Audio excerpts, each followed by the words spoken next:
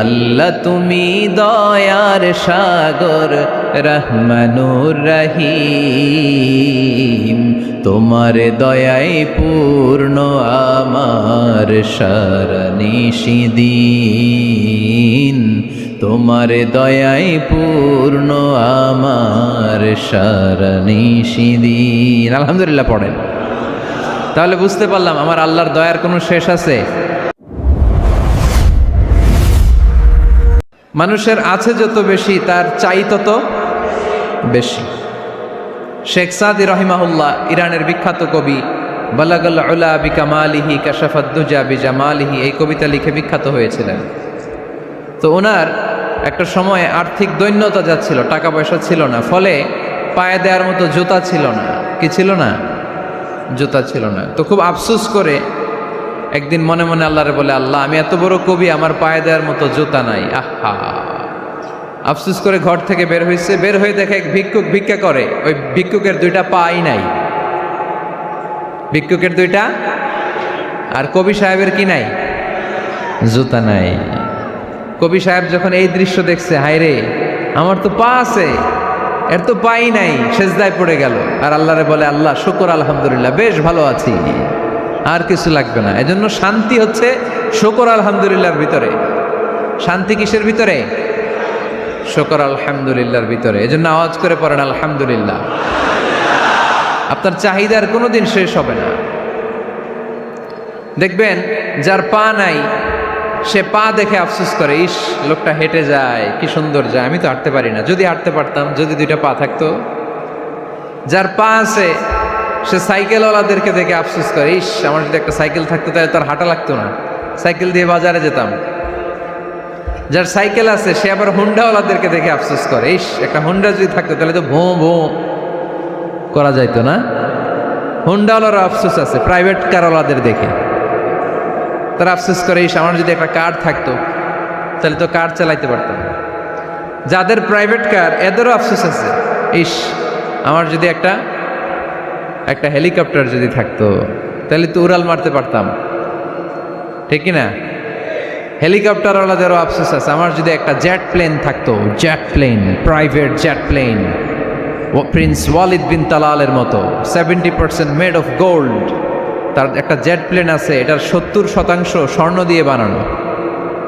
তার মানে চাওয়ার কোনো শেষ আছে? নাই। সুখ শান্তি যদি চান অলওয়েজ পড়বেন আলহামদুলিল্লাহ। কে পড়বেন? টাকা যার বেশি টেনশন তার বেশি। সাধারণত টাকা যার বেশি রোগ তার বেশি, টাকা যার বেশি শান্তি তার কম।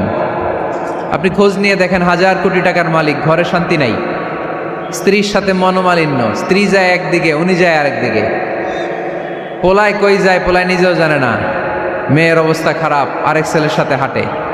তো এই হচ্ছে এদের লাইফস্টাইল। সবাই না, আল্লাহওয়ালা যারা তারা ভিন্ন। রাতে এদের ঘুম হয় না, অনেকগুলো ঘুমের ট্যাবলেট খেয়ে ঘুমাতে হয়, ঘুম আসে না, ঘুম আসে না। কিন্তু রিক্সাওয়ালা, কুলিওয়ালা, দিনমজুর, এদের রোগবালাই আছে? কথা বলেন। খাওয়ার সমস্যা আছে, ঘুমের সমস্যা আছে, শুইলেই ঘুম আসে, যেখানে রাইত ওইখানেই কাইত। ঘুমাইতে দেরি, নাক ডাকতে দেরি হয় না, ওর নাকের ডাকের আওয়াজে ট্রাকের ইঞ্জিনও ফেল। শান্তির ঘুম। এই জন্য সবসময় শান্তি খুঁজতে হবে। কি খুঁজবো? শান্তি দেওয়ার মালিককে। আল্লাহ তুমি এই দেশটাকে শান্তিময় করো। আসুন আমরা সরাসরি কোরআন থেকে শুনি, কারণ কোরআন থেকে শুনলে বরকত বেশি না কম? আরো জোরে বলেন, বেশি না কম? এটা এমন একটা কিতাব যে কিতাবে কোনো ভুল নাই। আছে? সন্দেহ আছে? সংশয় আছে? মুত্তাকিনদের জন্য এই বইটারে হেদায়েতের কিতাব করে নাজিল করলো কে? যালিকাল কিতাবু লা রাইবা ফি হুদাল লিল মুত্তাকিন। This is the book, the most authentic and original book in the world, whereof there is no doubt in it and a guidance to those who are muttaqin. এটা এমন বই যে বইয়ে কোনো ভুল নাই, কোনো সন্দেহ নাই, কোনো সংশয় নাই। মুত্তাকিনদের জন্য এই বইটারে হেদায়েতের কিতাব করে পাঠালো কে? আবার আল্লাহ বলেন, কিতাবুন আনজালনাহু ইলাইকা লিতুখরিজান নাসা মিনাজ-যুলুমাতি ইলান-নূর। নবী হে, এই কিতাবকে আমি নাজিল করেছি অন্ধকারাচ্ছন্ন মানুষগুলোকে আলোর পথ দেখাতে, বামপন্থীগুলারে ডানপন্থী বানাতে, জাহান্নামীগুলারে জান্নাতি বানাতে। এই কিতাব যদি কেউ পড়ে সে মানুষের মতো মানুষ হয়, ওই মানুষ কখনো অন্যায় করে না। এই কিতাব যে পড়ে এবং মানে, এই কিতাবের শিক্ষাকে যে নিজের মধ্যে ধারণ করে সে কখনো মিথ্যা বলে না, মা বাবার সাথে বেয়াদবি করে না। ওই আলোকিত মানুষটা কখনো টেন্ডারবাজি করে না, চাঁদাবাজি করে না, দুর্নীতিতে চ্যাম্পিয়ন হয় না, ক্যাসিনো ব্যবসায় নামে না। এই কোরআন যারা বুকে ধারণ করে এরা কোনোদিন পেঁয়াজের দাম বাড়ায় না। জোরে বলেন ঠিক কিনা? এরা কখনো তাদের কোনো কাজে জনমানুষের ক্ষতি করে না। এরা সব সময় কল্যাণের পক্ষে, এরা মানবতার পক্ষে। এরাই হচ্ছে আলোকিত মানুষ, ঠিক কিনা? মানুষ হওয়া পৃথিবীতে বড় কঠিন। খালি চোখে যা দেখেন এগুলো মানুষ না, এগুলো জনসংখ্যা। এগুলো কি? এজন্য বলা হয় বাড়ছে জনসংখ্যা, কমছে মানুষ। বাড়তেছে কি, কমতেছে কি? মানুষ। গরুর পেট থেকে বেরোলেই ওটা গরু হয়ে যায়, ছাগলের পেট থেকে বেরোলেই ওইটা ছাগল হয়ে যায়, মুরগির পেট থেকে বেরোলেই ওইটা মুরগি। কিন্তু মানুষের পেট থেকে বেরোলেই ওটা মানুষ হয় না, ওটার মানুষ বানাইতে হয়, তাই না? আবার গরুকে কেউ কোনোদিন বলে না এই তুই গরুর মতো গরু হ, বলে? শরীয়তপুরে আপনারাও বলেন না? ছাগলরে কেউ কোনোদিন বলছে এই তুই ছাগলের মতো ছাগল হ, কিন্তু মানুষকে বলা হয় তুমি মানুষের মতো মানুষ হও। কোরআন পড়লে মানুষের মতো মানুষ হওয়া যায়, ঠিক কিনা? এই দুনিয়া এখন তো আর সেই দুনিয়া নাই, মানুষ নামের মানুষ আছে দুনিয়া বোঝাই, সেই মানুষের ভিড়ে আমার আসল মানুষ নাই, ঠিক কিনা? আসল মানুষের বড় অভাব, মানুষের মতো মানুষ খুঁজে পাওয়া দুষ্কর। এই কোরআন এসেছে আমাদেরকে মানুষের মতো মানুষ বানাতে। এজন্য এই কোরআন থেকে শুনলে লাভ না লস? কোরআনের সাথে আমাদের সম্পর্ক বাড়াতে হবে, প্রতিদিন কোরআন তেলাওয়াত করতে হবে। আপনারা করেন? হ্যাঁ, আজকে করছেন কারা কারা দেখি? মাশাআল্লাহ, মাশাআল্লাহ, হাত নামান। প্রতিদিন যেন আমরা পড়ি, আর যারা এখনো শিখতে পারি নাই তারা যেন শিখে নেই। কোরআন পড়া যেমনি সওয়াবের, কোরআন শোনাও তেমনি সওয়াবের, ঠিক কিনা? কোরআন শুনলে রহমত নাজিল করে কে? ওয়াইদা কুরিআল কুরআন ফাসতামিউ লাহু ওয়া আনসিতু লাআল্লাকুম তুরহামুন। যখন কোরআনের তেলাওয়াত করা হয় মনোযোগ দিয়ে শোনো, তোমাদের উপর রহমত নাজিল করবে কে? এজন্য কোরআন পড়া, কোরআন শোনা সবটাই জরুরি। আমরা যেন কোরআনের সাথে আরো বেশি সম্পর্ক গাঢ় করতে পারি, কোরআনকে যেন আমরা আমাদের বন্ধু বানাতে পারি। আল্লাহ তুমি তৌফিক দাও। আর জোরে পড়েন আমিন। আজকে আমরা সূরাতু আর রহমান থেকে কথা শুনবো ইনশাআল্লাহ। পড়েন। এই সূরাটা মুখস্থ আছে কার কার? ও, অনেকেরই তো মুখস্থ, হাত নামান। এই সূরাটা যদি মুখস্থ নাও থাকে, এই সূরার মধ্যে এমন একটা আয়াত আছে এইটা সবার মুখস্থ, ঠিক কিনা? ফাবি আইয়ি আলা রাব্বিকুমা তুকাদ্দিবান, আমার কোন নেয়ামতকে তোমরা অস্বীকার করবে। এই আয়াতটা সবার মুখস্থ আছে না নাই? মজার ব্যাপার হলো এই আয়াতটা আল্লাহ তাআলা এই সূরার ভেতরে একবার, দুইবার, 5 বার, 10 বার নয়, 31 বার উল্লেখ করেছেন। কয়বার? 10 বার বললেও তো হইতো, 20 বার বললেও তো হতো, 31 বার বললেন কেন? তার মানে এটা জরুরি, এটার সিগনিফিক্যান্স, তাৎপর্য অনেক বেশি। যেই জিনিস যত গুরুত্বপূর্ণ এটা বারবার বলতে হয়, ঠিক কিনা?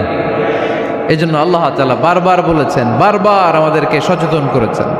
ফাবিআইয়ি আলাই রাব্বিকুমা তুকাদ্দিবান। আল্লাহ বলেছেন, এই মানব জাতি আর জিন জাতি, আমার কোন নেয়ামতকে তুই অস্বীকার করবি বল? কোন নেয়ামতকে অস্বীকার করবেন বলেন? আল্লাহর কোন নেয়ামতকে অস্বীকার করার কোন সুযোগ আছে? ওয়া ইন তাউদ্দু নি'মাতাল্লাহি লা তুহসুহা। ইন্নাল ইনসানা লাযালুমুন কাফার। যদি আমার নেয়ামতগুলো গুনতে শুরু করে দাও, গুনতে গুনতে তোমার জীবন শেষ হয়ে যাবে, হায়াত ফুরিয়ে যাবে। আমি আল্লাহর নেয়ামত গুনে কশিনকালেও তোমরা শেষ করতে পারবে। সাগরের জল যদি কালি হয়ে যায়, গাছের পাতা যদি খাতা হয়ে যায়, সাগরের জল নামক কালি দিয়ে গাছের পাতা নামক খাতার উপরে যদি আল্লাহর প্রশংসা লিখতে শুরু করে দেন, আল্লাহ বলে গাছের পাতাও ফুরিয়ে যাবে, সাগরের জলও ফুরিয়ে যাবে, কিন্তু আমার প্রশংসা করে তোমরা শেষ করতে পারবে না। এজন্য আল্লাহর প্রশংসা করতে হবে বেশি বেশি নাকি কম কম? কম কম না বেশি বেশি? ফাবিআইয়ি আলাই রাব্বিকুমা তুকাযযিবান। আমার কোন নেয়ামতকে তোরা অস্বীকার করবি বল? O mankind and jinnkind, which of my mercy and blessings you want to deny? আমার কোন নেয়ামতকে অস্বীকার করবি? অস্বীকার করার সুযোগ আছে? নাই। আল্লাহর হাবিব সাল্লাল্লাহু আলাইহি ওয়াসাল্লাম এই সূরাটাকে বড্ড পছন্দ করতেন। সাহাবাদেরকে একবার তিনি এই সূরাটা তেলাওয়াত করে শোনালেন। সাহাবারা চুপচাপ, ঠিক যেমন এখন আপনারা চুপচাপ। আল্লাহর হাবিব বললেন, ও সাহাবারা, তোমরা তো এই সূরা শুনে চুপ করে বসে আছো, কিন্তু তায়েফের ময়দানে জিনদের কাছে এই সূরাটা আমি তেলাওয়াত করেছিলাম, তারা কিন্তু চুপচাপ বসে থাকে নাই। যতবার আমি ফাবিআইয়ি আলাই রাব্বিকুমা তুকাযযিবান পড়েছি, এই আয়াতের বিপরীতে তারা উত্তর দিয়েছে, কারণ এই আয়াতটা একটা প্রশ্ন। It's a question from your lord to mankind and jinnkind. এটা আল্লাহর পক্ষ থেকে মানব জাতি এবং জিন জাতির কাছে রেখে দেওয়া একটা প্রশ্ন। ফাবিআইয়ি আলাই রাব্বিকুমা তুকাযযিবান, আমার কোন নেয়ামতকে অস্বীকার করবি তুই? আল্লাহর কোন নেয়ামত অস্বীকার করার কোনো ক্ষমতা আমাদের আছে? নাই, অসম্ভব। এজন্য এটা একটা প্রশ্ন।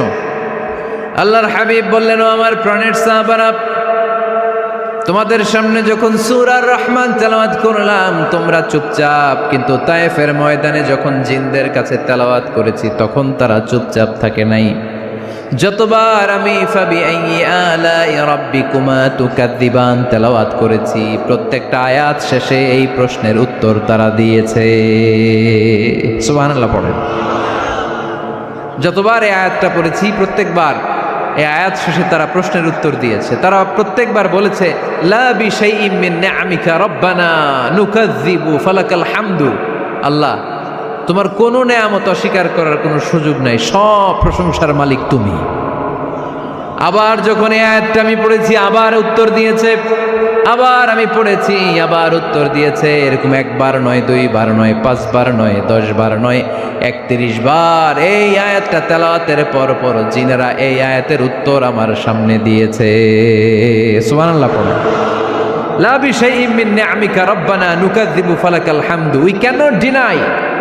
We cannot deny any of your mercy and blessings. All praises to you. All praises to you. সব ক্ষমতার মালিক একজন, চিল্লায় বলতে হবে, তিনি কে? তিনি হচ্ছেন আল্লাহ। সূরাতু আর রহমান, সূরার নাম কি? আরো জোরে বলেন। কোরআনের 55 নম্বর সূরা এটা। কত নাম্বার? আয়াত আছে 78টা। কয়টা? সূরাটা মাক্কি সূরা। কি সূরা? এবার প্রশ্ন করি, উত্তর দেন। এই সূরাটা কোরআনের কততম সূরা?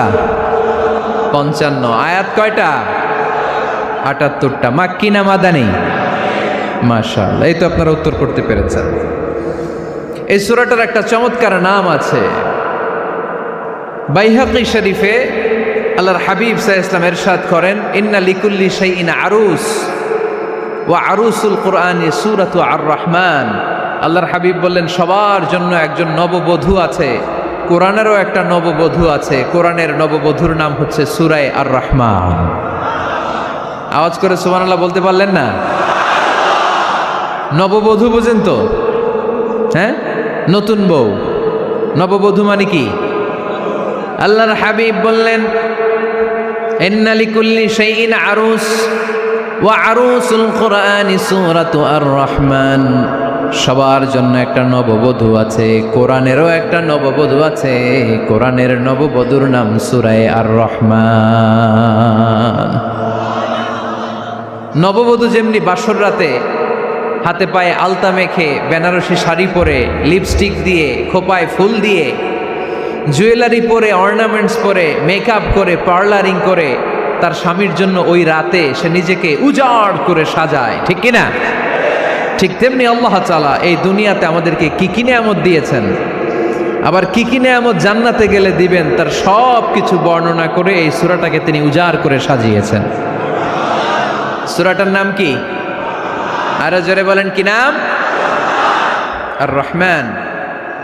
একটা দুর্বল বর্ণনায় এসেছে, দুর্বল বর্ণনায়, যে আল্লাহ তাআলা, স্বয়ং আল্লাহ তাআলা জান্নাতে জান্নাতীদেরকে এই সূরা আর রহমানটা নিজ কণ্ঠে তেলাওয়াত করে শোনাবেন। আমরা আল্লাহর কণ্ঠের তেলাওয়াত শুনতে চাই কি চাই না? আল্লাহর তেলাওয়াত কি আমাদের মতো তেলাওয়াত? আল্লাহ দেখতে কি আমাদের মতো? লাইসা কামিসলিহি শাই, তার মতো কেউ নাই। তার মতো কেউ আছে? তার মতো কেউ নাই। তিনি তার মতো। তিনি কার মতো? তিনি তার মতো। লাইসা কামিসলিহি শাই। জান্নাতীরা যখন জান্নাতে ঢুকবে, আল্লাহ তাআলা প্রশ্ন করবেন, ও জান্নাতীরা, এই কোরআনে যত নাজ নেয়ামতের বর্ণনা দিয়েছিলাম তার সবগুলো কি তোমরা পাই টু পাই বুঝে পেয়েছো? জান্নাতীরা বলবে পেয়েছি। হঠাৎ এক জান্নাতি হাত তুলে বলবে, আল্লাহ একটা জিনিস তো পাই নাই। সবাই বলে পাইছি, তুমি পাও নাই। কি পাও নাই? কয় আমনেরই তো পাই নাই। সুবহানাল্লাহ পড়বেন না? আপনাকেই তো পাই নাই। সব দেখলাম, সব খাইলাম, সব দেখলাম, কিন্তু আপনারে তো দেখলাম না। আল্লাহ তাআলা তখন বিশাল জান্নাতের এক কনফারেন্স রুমে সবাইকে বসিয়ে আল্লাহর দিদার মানুষকে দেখাবেন। আল্লাহ তাআলা তার গোপন সৌন্দর্যকে সেদিন জান্নাতীদের সামনে প্রকাশ করে দিবেন। আল্লাহর হাবিব বসবেন ওই কনফারেন্স রুমে সবার সামনে। আল্লাহর হাবিবের পেছনে বসবে অন্যান্য নবীরা, তারপরে সোহাদা, সালেহীন, আউলিয়া সবাই বসবে ওই জান্নাতের কনফারেন্স রুমে। আমরাও যেন বসার জায়গায় পাই, আল্লাহ তুমি তৌফিক দিয়ে দিও। আল্লাহ তাআলা অনেকগুলো নূরের পর্দার পেছন থেকে নূরের ঝলকানি মারবেন।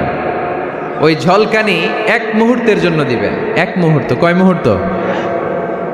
70,000 নূরের পর্দার কথা বলা হয়। এই বর্ণনাটাও দুর্বল। পর্দা আছে কিন্তু কয় হাজার জানে কে? আল্লাহ। ওই পর্দা সরিয়ে আল্লাহ তাআলা সৌন্দর্যের বা নূরের ঝলকানির এক আলোকচ্ছটা জান্নাতীদের সামনে তুলে ধরবেন এক মুহূর্তের জন্য। কয় মুহূর্ত? আলোকচ্ছটা দিয়েই আবার নাই, আবার সরায় ফেলবেন। ওই এক মুহূর্ত দেখে জান্নাতীরা পাগল হয়ে যাবে, অপলক নেত্রে তাকিয়ে থাকবে এইভাবে, চোখের পলক ফেলবে না, চোখ মেলে তাকিয়ে আছে। কিন্তু সামনে কিন্তু আল্লাহর নূর আর নাই, কারণ ওইটা আসছিল কয় মুহূর্তের জন্য?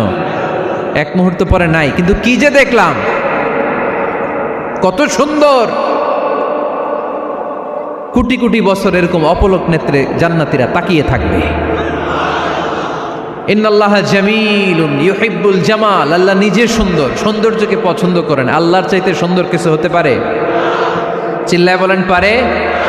পৃথিবী সুন্দর, মানুষ সুন্দর, আসমান সুন্দর, জমিন সুন্দর, সুন্দরে সুন্দরে পাল্লা।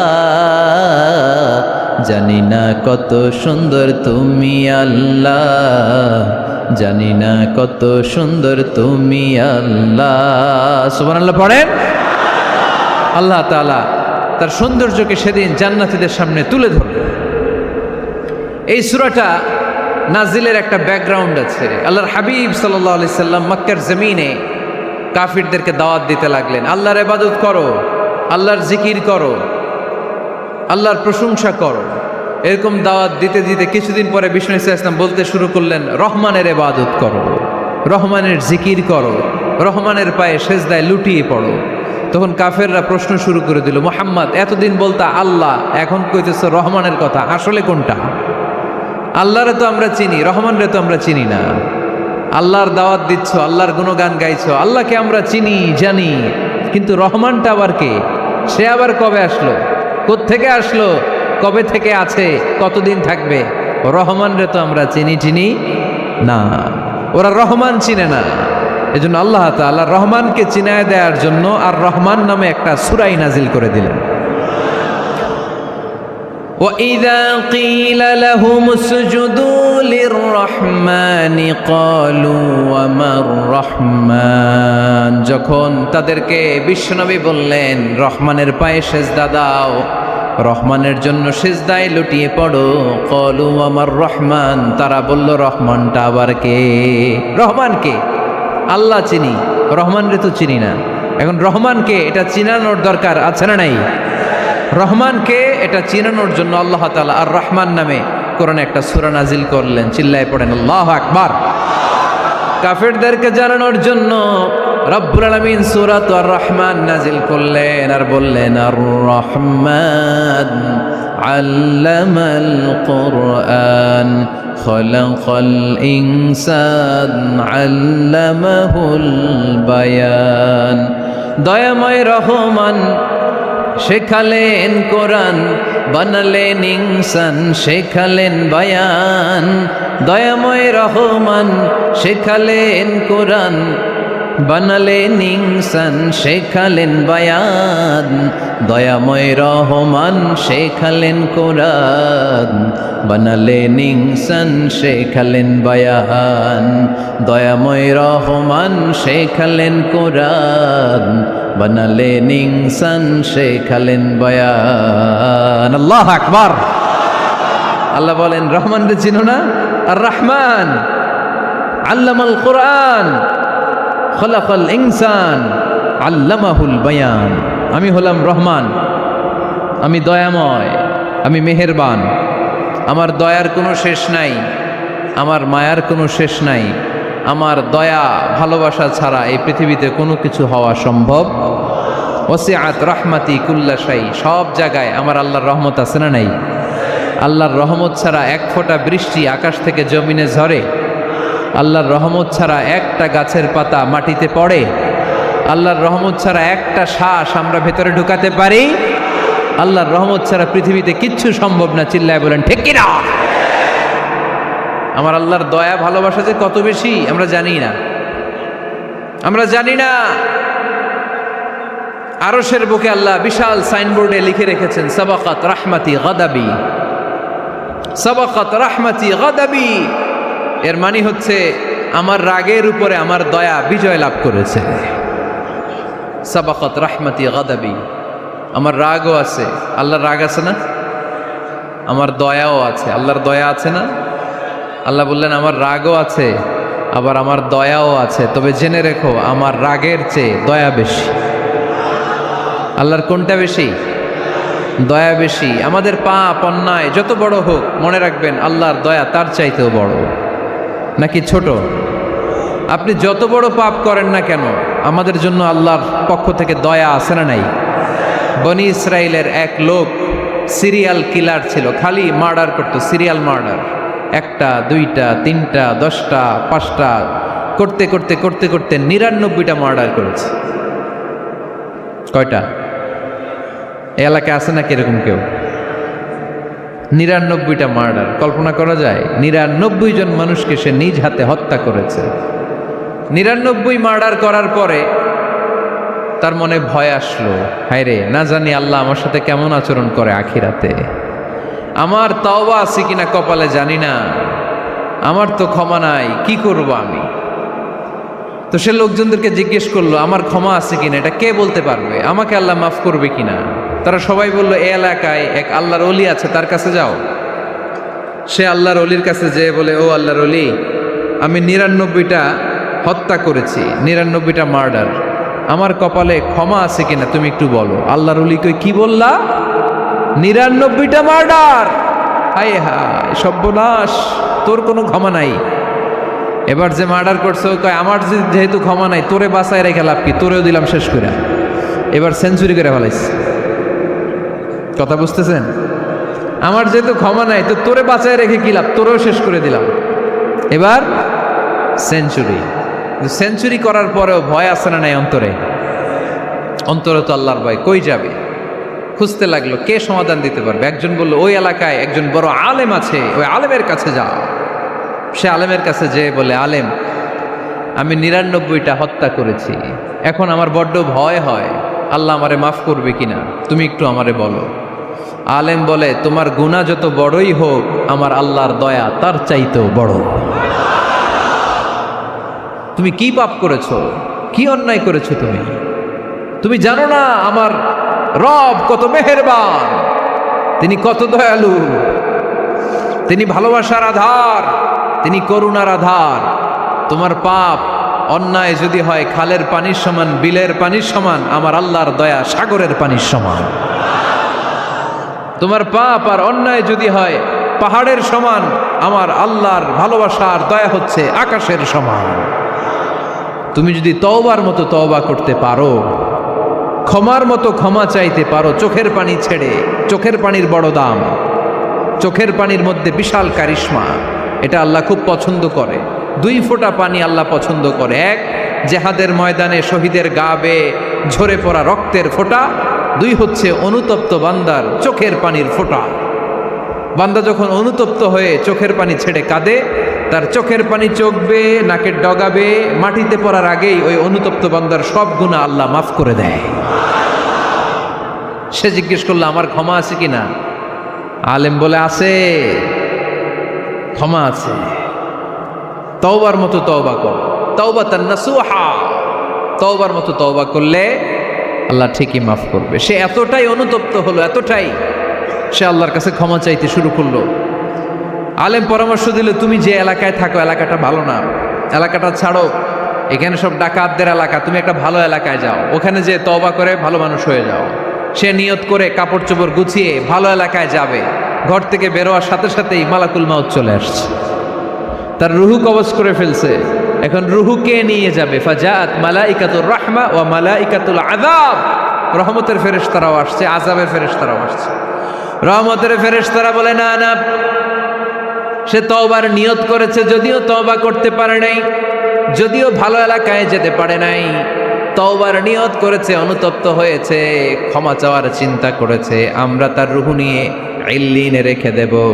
আযাবের ফেরেশতারা বলে না না, 99টা হত্যা করার পরে আরো একটা হত্যা করে সেঞ্চুরি করেছে, এখনো তো ভালোভাবে তওবা করতে পারে নাই, তার রুহুটা নিয়ে আমরা সিজ্জিনের ভেতরে ঢুকায় দেব। 2 দল ফেরেশতার মারামারি, এ বলে আমরা নিব, এ বলে আমরা নিব, ঝগড়া আছে না নাই? আল্লাহ বললেন রাখো রাখো, ঝগড়ার দরকার নাই, এক কাজ করো, যেখানে মারা গিয়েছে ওইখান থেকে ফিতা দিয়ে মাপতে শুরু করো। ভালো এলাকাটা যদি কাছে হয় জান্নাতের ফেরেশতারা নেবে, খারাপ এলাকা যদি কাছে হয় জাহান্নামের ফেরেশতারা নেবে। খারাপ এলাকা তো একেবারেই কাছে, ঘর থেকে বেরোয়ার সাথে সাথে মৃত্যু হয়েছে, আর ভালো এলাকা তো অনেক দূর। আল্লাহ জামিনটারে আদেশ দিলেন, জামিন, এই অনুতপ্ত বান্দার জন্য তুই ভালো এলাকাটা কাছে চলে আয়, ভালো এলাকাটার জামিনটা তুই সংকুচিত হয়ে যা, যদিও ঘর থেকে বের হয়েছে একেবারে কাছে, খারাপ এলাকা হাজার হাজার মাইল দূরে চলে যা। ফিতা দিয়ে মাপ দিয়ে দেখে সর্বনাশ, ভালো এলাকাটা তো একেবারেই কাছে, খারাপ এলাকাটা অনেক দূরে। আল্লাহর ফয়সালা অনুযায়ী রহমতের ফেরেশতারা তার রূহকে নিয়ে জান্নাতের ভেতরে ঢুকিয়ে দিয়েছে। 99টা হত্যা করার পরে আরো একটা হত্যা করে সেঞ্চুরি, 100টা খুন করছে। আপনি কয়টা করছেন? আমি কয়টা করছি? তো 100টা খুন করে যদি ও মাফ পেতে পারে আমার আল্লাহর কাছ থেকে, আমরা কি ক্ষমা পেতে পারি না? ওর পাপের কাছে আমাদের পাপ কি? কয় ওয়াক্ত নামাজ ছাড়ছেন আপনি? কয়টা মিথ্যা কথা বলছেন? কতবার ঘুষ খাইছেন? কত টাকা সুদে লাগাইছেন? কত অন্যায় করছেন? কত জুলুম করেছেন? মনে রাখবেন, আপনার পাপ, আপনার অন্যায়, আপনার জুলুম যত বড় হোক না কেন, আমার আল্লাহর দয়া তার চাইতেও বড়। এজন্য আল্লাহ নিজের পরিচয় দিয়ে বললেন, আর রহমান আল্লামাল কুরআন খালাকাল ইনসান আল্লামাহুল বায়ান। আমি রহমান, আমি দয়ার সাগর। আমি কি? আল্লাহ তুমি দয়ার সাগর, রহমানুর রহিম, তোমার দয়ায় পূর্ণ আমার সারানিশিদিন, তোমার দয়ায় পূর্ণ আমার সারানিশিদিন। আলহামদুলিল্লাহ পড়েন। তাহলে বুঝতে পারলাম আমার আল্লাহর দয়ার কোনো শেষ আছে? চিল্লায় বলতে হবে আছে। কয়শো টুকরা? সবাই শুনতেছেন? কষ্ট হচ্ছে তো উত্তর দিচ্ছেন না যে? কত টুকরা করলেন? 100। 100 টুকরা করে 99 টুকরা দয়া ভালোবাসা আল্লাহ তাআলা নিজের কাছে রেখে দিলেন, আর 1 টুকরা দয়া আর ভালোবাসা আল্লাহ তাআলা গোটা বিশ্বের সবার মাঝে ভাগ করে দিলেন। আমরা সবাই মিলে পাইছি কয় টুকরা ভালোবাসা? উনি রেখে দিয়েছেন কয় টুকরা? ওই এক টুকরার কিছু অংশ আমিও তো পাইছি, তাই না?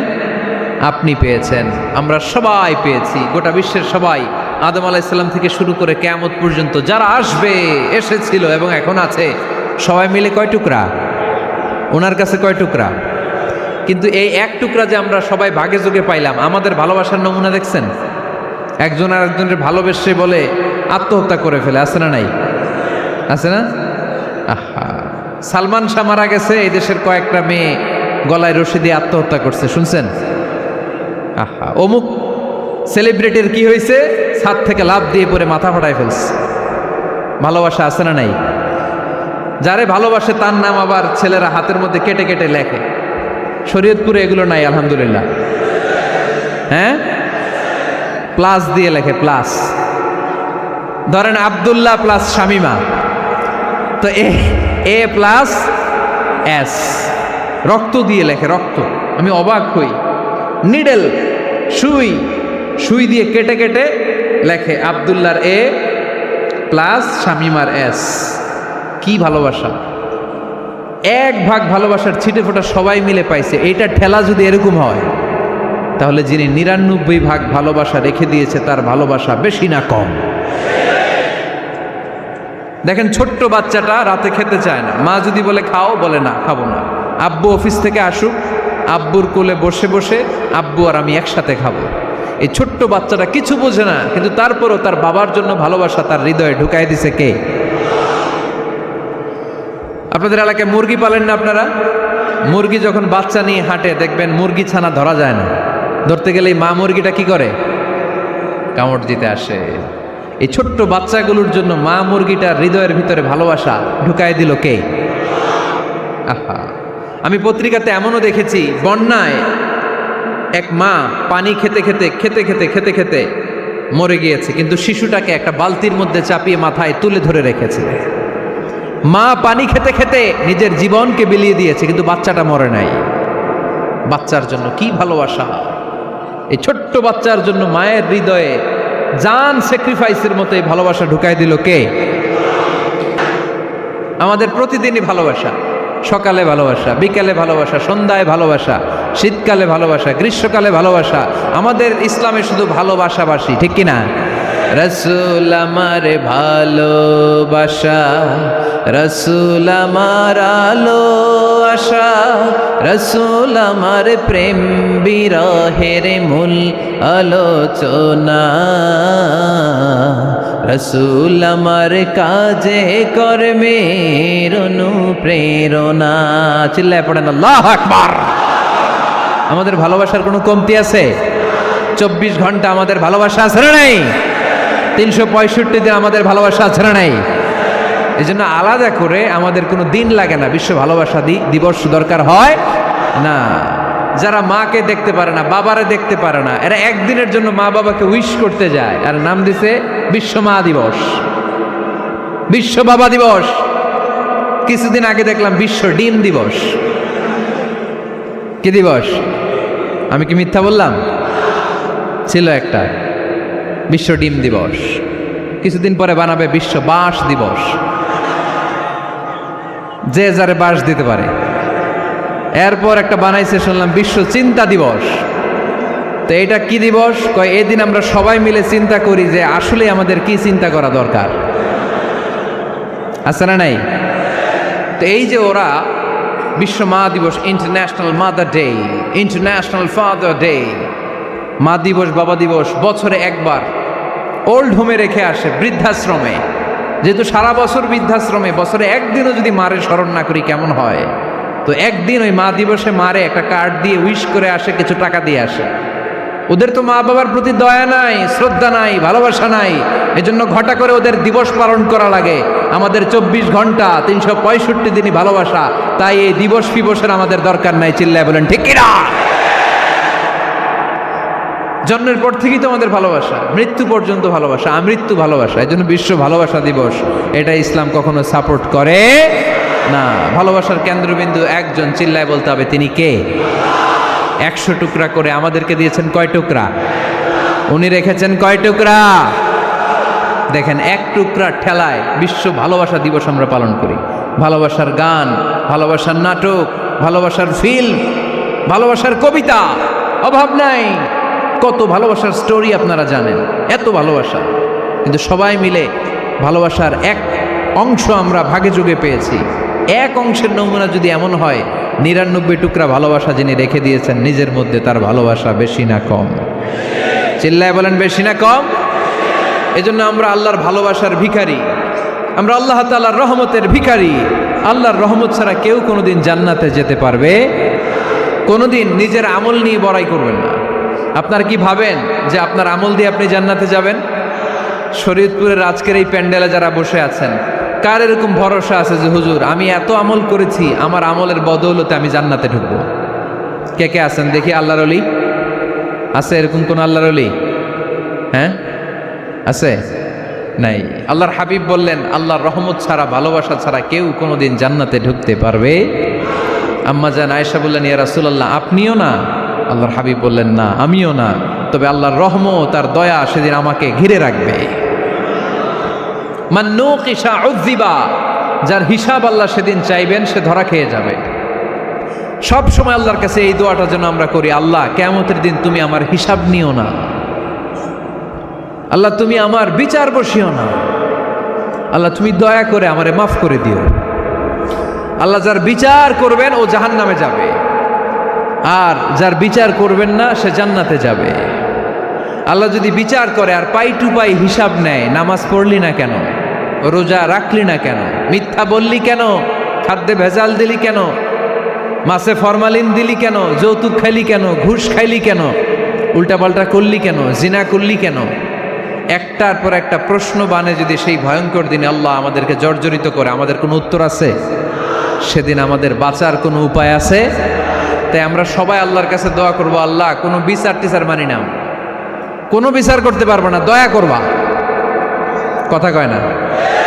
কি করবে? এবার আওয়াজ করে বলেন, বিচার চান না দয়া চান? রোজ হাসরে হে আল্লাহ আমার করোনা বিচার, আল্লাহ করোনা বিচার, পড়েন আমিন।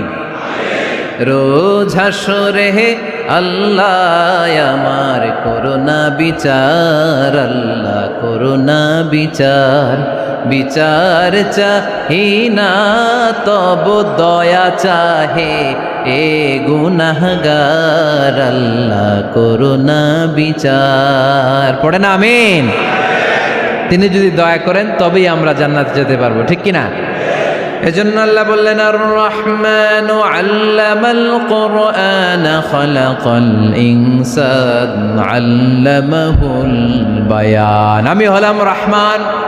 কাফেররা বলে রহমানকে জানি না, রহমানকে চিনি না। আল্লাহ বলে রহমান রে চিনে না, আমার নাম রহমান, আমি দয়ালু, আমি মেহেরবান, ঠিক কিনা? এজন্য প্রতিদিন সূরা ফাতিহায় দ্বিতীয় আয়াতটা আমরা কি পড়ি? আর রহমান আর রাহিম, ঠিক কিনা? তিনি দয়ার সাগর, তিনি মায়ার সাগর। আমরা বললাম আল্লাহ ঠিক আছে আমরা বুঝেছি আপনি দয়ার সাগর, আর আপনি কি করেন? দ্বিতীয় আয়াতে আল্লাহ বললেন আল্লামাল কোরআন, আমি কোরআন শিক্ষা দেই। শুধু দয়ার সাগর হয়ে আমি আল্লাহ বসে থাকি নাই, তোমাদের হেদায়েতের জন্য আমি কোরআন নাজিল করে দিয়েছি। আল্লামাল কোরআন, আমি কোরআন শিক্ষা দেই। আমাদেরকে কোরআন শিখিয়েছে কে? বিশ্বনবীকে কোরআন শিখিয়েছে কে? আল্লাহ। এজন্য দুনিয়াতেও যারা কোরআন শিখায় তাদের মর্যাদা বাড়ায় দেয় কে? বাংলার জমিনে যারা কোরআন শরীফ শিখায় এদের মর্যাদা সবচেয়ে কম, এদের বেতন সবচেয়ে কম, এরা সমাজে সবচেয়ে বেশি অবহেলিত, ঠিক কিনা? তা আল্লাহর কাছে এরা সবচেয়ে বেশি সম্মানিত। আল্লাহর হাবিব বললেন খায়রুকুম মান তাআল্লামাল কুরআন ওয়া আল্লামাহু, তোমাদের মধ্যে আল্লাহ তাআলার কাছে সবচাইতে প্রিয় শ্রেষ্ঠ ওই মানুষটা যে নিজে কোরআন পড়ে আবার অন্যরে পড়ায় দেয়। সুবহানাল্লাহ পড়েন। আপনি যদি কাউরে শুধু সূরা ফাতিহাটা শিখান, কোন সূরা? সূরা ফাতিহাটা যদি শিখায় দেন, সে যতদিন সূরা ফাতিহা তেলাওয়াত করবে ওই তার তেলাওয়াতের একটা পার্সেন্টেজ সওয়াব আপনার আমলনামায় আছে না নাই? সে যদি আবার আরেকজনের শিখায়, ওই লোক যদি আবার আরেকজনের শিখায় দেয়, এরকম যতজনকে তারা শিখাবে প্রত্যেকের তেলাওয়াতের একটা পার্সেন্টেজ সওয়াব আপনার আমলনামায় ঢুকায় দিবে কে? এজন্য কোরআন নিজেও শিখবো, অন্যকেও শেখাবো। রাজি আছেন তো? আপনাদের এখানে মসজিদে কোরআন শিক্ষার আসর আছে নাকি? হ্যাঁ এই যে বাড়ির পাশে যে একটা মসজিদ দেখলাম, কোরআন শিখায়, কিবার শিখায়? প্রতিদিন। কে শিখায়? ইমাম সাহেব। বেতন টেতন দেন তো? কত দেন? 1 লক্ষ মাসে? 5-6 হাজার? বলে কি? এক একটা ইমামের কমসে কম 1 লক্ষ টাকা বেতন হওয়া দরকার, ঠিক কিনা? না খেয়ে না পড়ে অল্পতে তুষ্ট থেকে যারা শুকরিয়া করে এরা আমাদের আইম্মাতুল মাসাজিদ, মসজিদের ইমামরা, মসজিদের মুয়াজ্জিনরা। এক একটা মসজিদের মুয়াজ্জিনের গলা হবে এরকম বিশাল উঁচু। কিয়ামতের ময়দানে সবাই আমরা এর দিকে তাকায় থাকবো, কিরে ভাই তোর গলা উঁচু কেন? সে বলবে আমার এই গলা দিয়ে প্রতিদিন 5 বার আমি আজান দিয়েছি। কিয়ামতের ময়দানে ঠিকই সম্মানিত, দুনিয়ায় আমরা চিনলাম না ওনাদেরকে। এজন্য কোরআন শিক্ষার আসর যেন আমরা গড়ে তুলি। তালিমুল কোরআন প্রজেক্ট লাগবে, শিশুদের কোরআন শিক্ষার আসর, নারীদের কোরআন শিক্ষার আসর, বয়স্কদের কোরআন শিক্ষার আসর। আমরা কোরআন শিখে মরতে চাই, কোরআন জেনে মরতে চাই। No excuse will be granted that day. সেদিন আল্লাহ কোনো এক্সকিউজ গ্রহণ করবে না। সব পারো, হিন্দি তো ঠিকই কইতে পারো। হিন্দিতে কথা কইতে পারে না ছেলেপেলেরা? হিন্দি সিনেমা এমন দেখা দেখে হিন্দিতে কথা কইতে পারে। তো হিন্দি ভাষা বুঝতে পারলে, শিখতে পারলে আরবি পারলা না কেন? কোনো এক্সকিউজ, ওজোর, আপত্তি সেদিন আল্লাহ গ্রহণ করবে না। শরীয়তপুরের ভাইরা, আসুন আমরা কোরআন শিখি, আসুন আমরা কোরআন পড়ি। প্রতিদিন একটা আয়াত হলেও কমপক্ষে আমরা যেন কোরআনের অর্থ পড়ি, বঙ্গানুবাদ পড়ি। রাজি আছেন তো? আপনাদের স্মার্টফোন আছে কার কার হাতে দেখি?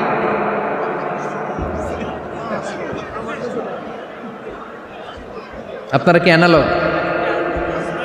স্মার্ট আপনি? মাশাআল্লাহ। তোমরাও কি স্মার্ট? হ্যাঁ, ঠিক আছে, হাত নামাও, হাত নামান সবাই। তো এই যে স্মার্টফোন আসছে স্মার্ট বানাইতে, যেই ফোনের মধ্যে কোরআন নাই সে আনস্মার্ট, ঠিক কিনা? যার মোবাইলের ভেতরে কোরআনের অ্যাপস আছে, ডাউনলোড করে অ্যাপস রেখেছে, সেই হচ্ছে আসল smart. He is the real hero, he is the real smart. এজন্য মোবাইলের অ্যাপসের ভেতরে কোরআন ঢুকাইতে হবে। শরীয়তপুরের ছেলেরা খুব সহজ, অ্যান্ড্রয়েড স্যাট ইউজ করলে প্লে স্টোরে যাও, যে তুমি বাংলা কোরআন লিখে চলে আসবে। আইফোন যদি ইউজ করো অ্যাপ স্টোরে যাও, ওখানে যে বাংলা কোরআন লিখে চলে আসবে। সহজ। এত সহজ হওয়ার পরেও আল্লাহ কি বললেন আমরা যদি না শিখি, না জানি, আল্লাহ কি ক্ষমা করবে? যা বলার সব আল্লাহ বলে দিয়েছে এই কোরআন। এই কোরআনে শুরু হয়েছে বিসমিল্লাহির রহমানির রহিম দিয়ে, মানে বা দিয়ে। কি দিয়ে? চিল্লায় বলেন না, কি দিয়ে? বা দিয়ে। আর এই কোরআন শেষ হয়েছে সূরাতুন নাস দিয়ে, যে সূরার শেষ আয়াত হচ্ছে মিনাল জিন্নাতি ওয়ান নাস। বার সিন মিলাইলে কি হয়? বাস। এবার বাসে চড়া শরীয়তপুর শহরে যাব। ওই বাস না, এই বাস মানে যথেষ্ট, এই বাস মানে সাফিসিয়েন্ট, কাফি। আল্লাহ বুঝালেন এই 30 পারায় 114টা সূরায় আমি যা দিয়েছি এটাই বাস, যথেষ্ট। নতুন করে আর কিচ্ছু লাগবে না। চিল্লায় বলেন ঠিক কিনা? এই জন্য মোবাইলে কোরআনের অ্যাপস ঢুকাইবেন। কে কে ঢুকাইবেন আজকে থেকে দেখি? আমারে দেখানোর জন্য হাত তুলছেন? দেখাতে হবে একজন রে, তিনি কে? আল্লাহরে দেখান, আল্লাহর ফেরেশতারে দেখান। এখন কই মারছে হাত?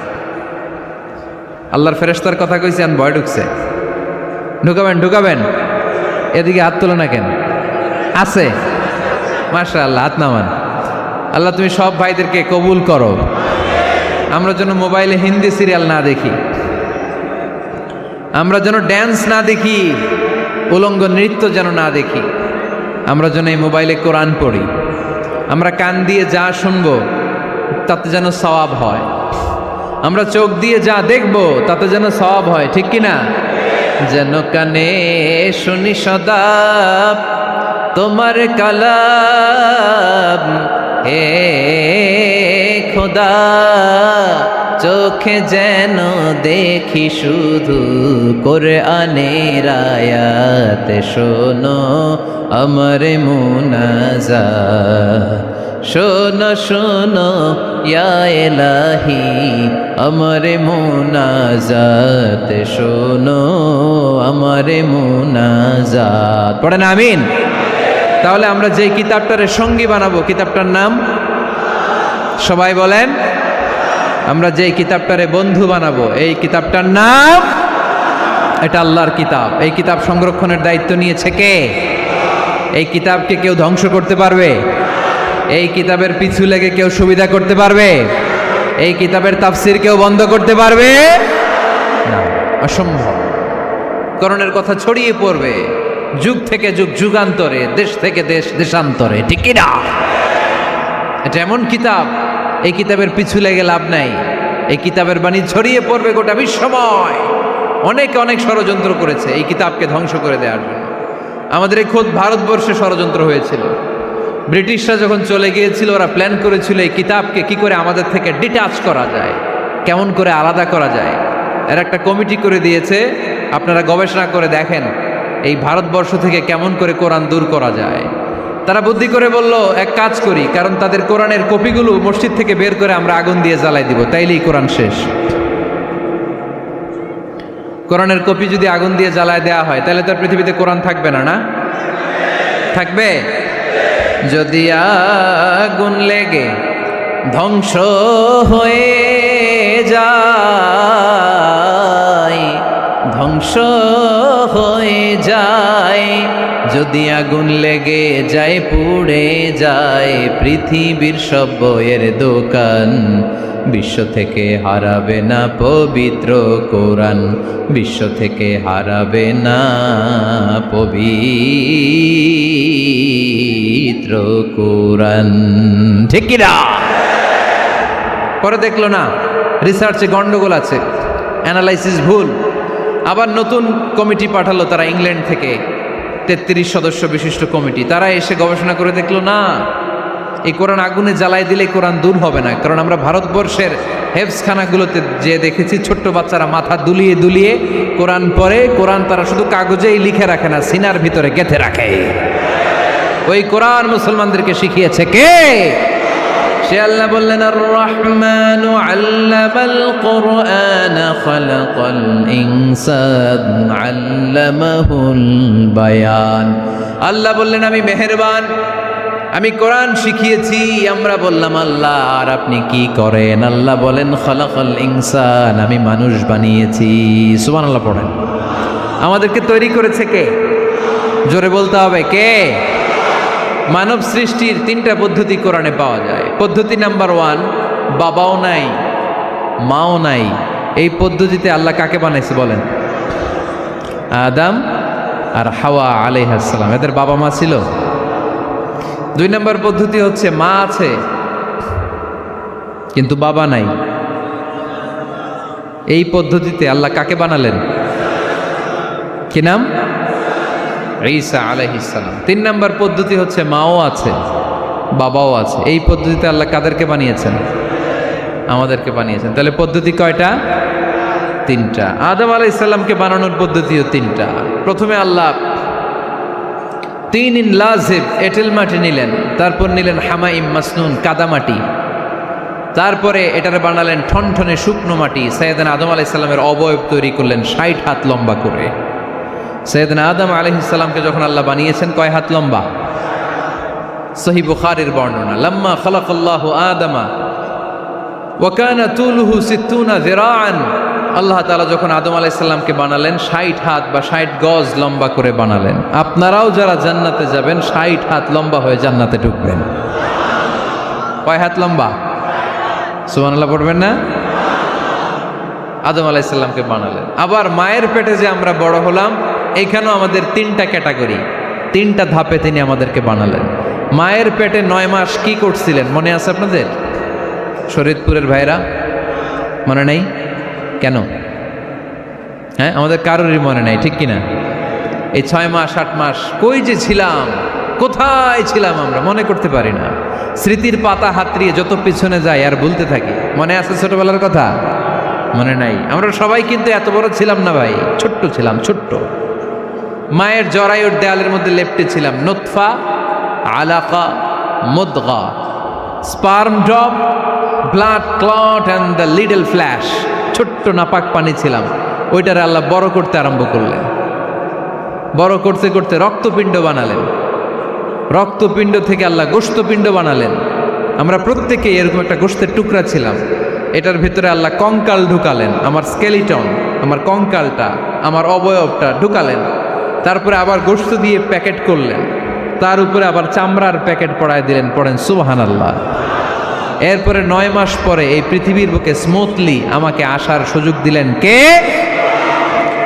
একথাই আল্লাহ সূরা আল মুমিনুনে বললেন, ওয়ালাকাদ খালাকনাল ইনসানা মিন সুলালাতিন মিন তিন সুম্মা জাআলনাহু নুতফাতান ফি ক্বারারিন মাকিন ثم خلقنا النطفة علقة فخلقنا العلقة مضغة فخلقنا المضغة عظاما فكسونا العظام لحما ثم أنشأناه خلقا آخر فتبارك الله أحسن الخالقين।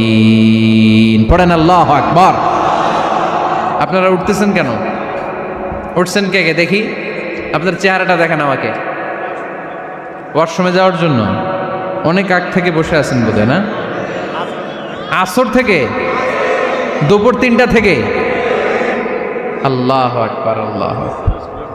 তাহলে দোয়া করে দিই। আর না না না না, ঠিক হবে না, কষ্ট হচ্ছে, আমি বুঝতে পারতেছি।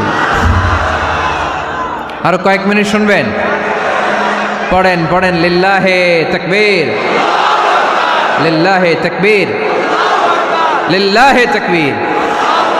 মায়ের পেটে আমাদেরকে তৈরি করলো কে? আল্লাহ। 10 মাস আমাদেরকে খাবার দিল কে? অক্সিজেন দিল কে? দেখেন, দুনিয়ার কেউ কিন্তু আমার খোঁজ নিতে পারে নাই ভিতরে, যে পারছে ওই গোপন জায়গায় একজন আমার রিজিক দিত। তিনি কে? আমার নাভির সাথে আমার মায়ের জরায়ুর একটা কানেকশন ছিল। ওই একটা লাইন দিয়ে আমাদের সবাইকে আল্লাহ খাবারের ব্যবস্থা করেছেন, পানির ব্যবস্থা করেছেন, বাতাসের ব্যবস্থা করেছেন। দুনিয়ায় আসার সাথে সাথে দুনিয়ার মানুষরা ওই খাবারের লাইনটা কেটে দেয়, ঠিক কিনা? শরীয়তপুরে বোধহয় রেখে দেয়। কি করে? কাটাপ। দেখবেন সিজার করার পরে বাচ্চাদেরকে বের করে কেচি দিয়ে, যারা সিজার করে ডাক্তাররা কি করে? কেটে দেয়। বাচ্চার পা ধরে মাথাটা নিচু করে নিতম্বের মধ্যে থাপ্পড় মারে কয়েকটা, তারপরে বাচ্চা ওয়া ওয়া করে কেঁদে ওঠে, ঠিক কিনা? আমরা আমাদের কানে শুনি ওয়া ওয়া, আসলে সে আল্লাহর কাছে কেঁদে কেঁদে ফরিয়াদ জানায়, বলে আল্লাহ 9 মাস 10 মাস মায়ের পেটের ভেতরে ছিলাম, কেউ তো খোঁজ খবর নিল না, তুমিই তো আমার এই নাভির সাথে মায়ের জরায়ুর একটা লাইন দিয়ে, ওই এক লাইনে খাবার, এক লাইনে পানি, এক লাইনে বাতাস ঢুকিয়েছ। 9টা মাস এই খাবারের লাইন আমার ঠিকঠাক ছিল, আমার টেনশন ছিল না। দুনিয়ার বুকে আসার সাথে সাথেই, এদের সাথে আমার কি শত্রুতা আমি জানি না, আসার সাথে সাথে আমার খাবারের লাইনটা কেটে দিস। আল্লাহ একটা মাত্র খাবারের লাইন ছিল, মানুষগুলো কেটে দিল। আমি এখন কি খাবো? আমি এখন যাব কই? আল্লাহ বলে কাঁদিস না, 8 মাস যেমনি খাওয়াইছি এখনো খাওয়াবো। সুবহানাল্লাহ পড়েন। খাবারের একটা লাইন ছিল, কেটে দিয়েছে। ওই একটার বিপরীতে তোর মায়ের বুকের ভেতরে এখন খাবারের 2টা লাইনের ব্যবস্থা করে দিলাম। খালাকাল ইনসান, তিনি মানুষ বানিয়েছেন, মানুষের যা দরকার তার ব্যবস্থাও করে দিয়েছেন। চিল্লায় বলেন ঠিক কিনা? এজন্য আল্লাহ বললেন, আর রহমানু আল্লামাল কুরআন খালাকাল ইনসানা আল্লামাহুল বায়ান। আমি মেহেরবান, আমি তোমাদের কোরআন শিখিয়েছি, আমি মানুষ তৈরি করেছি, আমি তোমাদেরকে ভাষা শিক্ষা দিয়েছি। সুবহানাল্লাহ পড়েন। আল্লামাহুল বায়ান, আমি তোমাদেরকে বয়ান শিখিয়েছি। এই যে আমরা বয়ান করি, আমাদের যে ভাষা, এই ভাষা কার দান? আমাদের বাংলা ভাষা কার দান? পৃথিবীতে অনেক ভাষা আছে, একটা ভাষার প্রকাশভঙ্গির সাথে আরেকটার মিল নাই, একটার প্রকাশভঙ্গির সাথে আরেকটার মিল নাই। চাইনিজরা চাইনিজ ভাষায় কথা বললে ইংরেজরা কিচ্ছু বুঝে না, ইংরেজরা বললে আরবরা বুঝে না, আরবরা বললে মালায়রা বুঝে না, মারায়রা বললে আফ্রিকানরা বুঝে না। সুবহানাল্লাহ পড়েন। আমি অনেক দিন দেশের বাইরে থাকি, 10 বছরেরও বেশি আমি পড়াশোনা করি, এখনো পিএইচডি করি। তো মিশরে যখন আমি পড়াশোনা করতাম তখন দেখতাম এক এক ভাষায় এক একজন কথা বলে। আমরা বাঙালিরা যদি কোনো কথা বলে হাসাহাসি করি, হেসে হেসে আমরা কুটি কুটি হয়ে যাচ্ছি, মরে যাচ্ছি, কিন্তু ওরা হাসে না, বিদেশিরা, ওরা বোঝে নাই তো। আবার ওরা যখন কথা বলে হাসে, আমরা কিছুই বুঝি না। সুবহানাল্লাহ পড়বেন না? ওইটা বাদ দেন, আমাদের বাংলাদেশে আসেন। আমাদের বাংলাদেশে এক এক জেলার সাথে আরেক জেলার ভাষার ভিন্নতা আছে না নাই? সুবহানাল্লাহ পড়বেন না? ঢাকার ভাষার সাথে ফরিদপুরের ভাষার অমিল, সিলেটের অনেক অমিল, চট্টগ্রামের অমিল আছে না নাই? সবচেয়ে বেশি অমিল সিলেটে আর চট্টগ্রামে, ঠিক কিনা? ওনাদের ভাষাগুলো এমন, শুনলে বোঝার উপায় নেই যেটা বাংলা ভাষা না অন্য ভাষা, কিন্তু প্রত্যেক আঞ্চলিকতায় একটা মাধুর্যতা আছে না নাই? আল্লাহ পাক এই কোরআনের মধ্যে আঞ্চলিকতার দাম দিলেন। হিশাম বিন হাকিম বিন হিজাম কোরআন থেকে তেলাওয়াত করতে শুরু করলেন। এই তেলাওয়াত শুনে সাইয়েদনা ওমরে ফারুক ওনার ঘাড় ধরে টেনে বিশ্বনবীর কাছে নিয়ে আসলেন।